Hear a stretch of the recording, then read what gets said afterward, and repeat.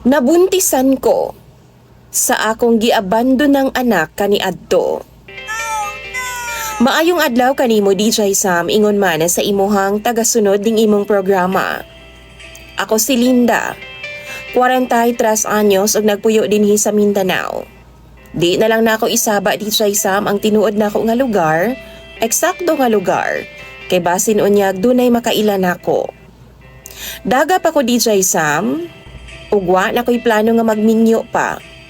Pero matag higayon nga uhawon ko sa lawas nung kalipay. Kakuha lang kog bibiboy. Usahay no sa bar, usahay pod sa internet. DJ Sam, doon ako'y multo sa kagahapon. 17 anyos pa lang ko, naila na ako ang akong classmate, first year college miniadto nga time nga si Adan. Parehas ming duha nga working student. Actually, ga-live-in namin sa boarding house aron makatipid. Og way alam ang among mga ginikanan. Nabuntis ko niya wa madugay DJ Sam. Pero di pa ko ready. Gusto na akong ipalaglag ang bata pero niluhod siya og nagpakiluoy siya sa akong atubangan. Nga di lang daw. Amua lang daw ang pakatawon ang among anak. Giawayan namo na DJ Sam. Hangtod nga gisamukan ako ug nagdesisyon na lang ko nga ipadayon na lang ang akong pagbuntis. Pero pagkapanganak na ako DJ Sam, after 1 week, nilakaw ko. Nananghid ko sa ako ang mga ginikanan DJ Sam nga adto ko magpadayon og eskwela sa laing lugar. Mag-transfer kog eskwelahan. Nananghid pud ko kang Adan. Wa siya misugot pero wa ko'y pakialam DJ Sam o gibiyaan ako silang duha. Pagsakay nako sa bus ni adtong adlaw DJ Sam, giblock na day nako siya. Tungod kay wa na ko'y plano nga mobalik pa sa ilaha. Nagpadayon ko sa akong pagtuon DJ Sam sa laing lugar. Waon ako mag-uyab-uyab ug nakatutok una ako sa akong pag-eskwela. Ni-graduate ko DJ Sam sa college. Nagtrabaho ug nag-abroad. Sa pila ka dekada nga nag-inusara ko DJ Sam, tungod sa akong kabisi pod siguro sa akong trabaho, sa pagpaningkamot aron nga moasenso ang akong kinabuhi. Wa na jud misagi sa akong isip ang akong anak nga gibili nako kang Adan.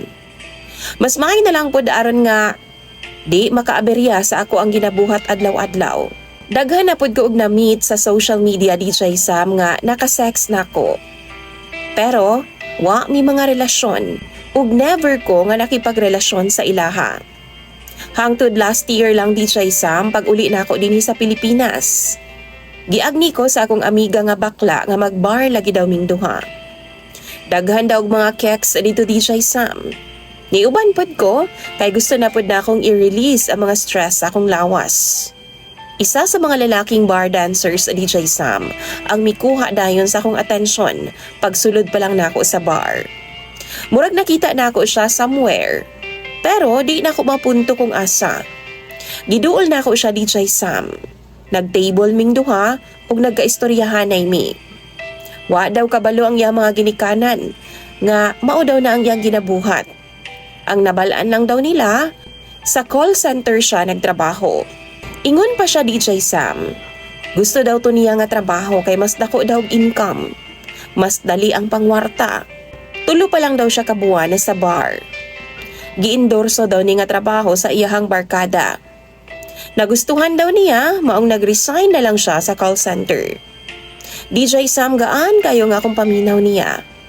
Tawgon na lang nato siya sa pangalang Adrian. Gikuha na ako ang iyang number DJ Sam, tapos gi-take out na ako. Gi-order na ako kung sa pagkaon pa. Maayo kay siya sa kama DJ Sam. Ambot na kaingon ko nga na love at first sight man siguro ko niya. Kay lahi man kayo nga akong gibati para niya. Wa na ko mapugna ng akong kaugalingon o wa gyud na ko siya gipagamit og proteksyon. Bata pa si Adrian.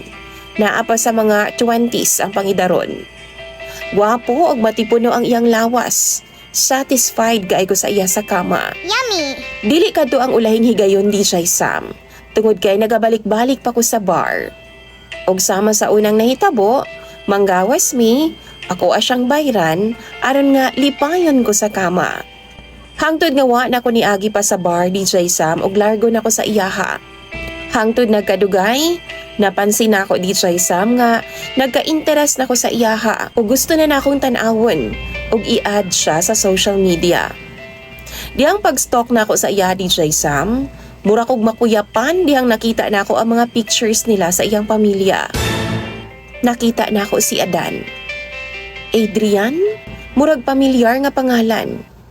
Nganong nakalimot man ko DJ Sam. Nga kana nga pangalan, mauman ang akong gihatag dito sa gihimugso na akong anak kaniadto. Ang tinuod si Adan ang nagsuggest ana nga pangalan. Ug tungod sa akong kalagot, kay kabubuton man niya nga ipakataw tong bataa. Gibaliwala na ako ng mga butanga DJ Sam. Makita na ako no sa ilang mga pictures, malipayon sila. Pero nahugno kog taman. DJ Sam, gichat na ako siya sa messenger. Dito na ako nakumpirma nga si Adan jud ay ang iyang amahan. Ug ang babae DJ Sam nga kauban nila mao ang iyang stepmom. Ingon pa sa iyang papa, patay na daw ang iyahang mama. DJ Sam, doble ang sakit nga akong gibati. Labaw pa nga karon, buntis ko ug magtulo na ka buwan. Wa man ko'y problema DJ Sam kung magkaanak ko. Kay andam naman ko, bisan pagway amahan nga mubarog ni ini. Pero ang di lang nako madawat, nga si Adrian nga akong anak ang amahan. Karma na ba ni nako? Nasuko kayo ko sa akong kaugalingon karon DJ Sam. Wa ko masayod kung ipadayon pa ba nako ni or dili na lang. Kay murag, dako kaayo ning kaulawan. Dakong baliw DJ Sam. Kung istoryahon pud nako si Adrian kalabot ani. Basin sama siya sa iyang amahan, ipakatahaw gihapon niya sa kalibutan ang bata. Pero sa pikas bahin DJ Sam, di na pud ko gusto nga madungagan pa ang akong sala. Mao nang naglibog ko karon. Unsa bay angay na kong buhaton.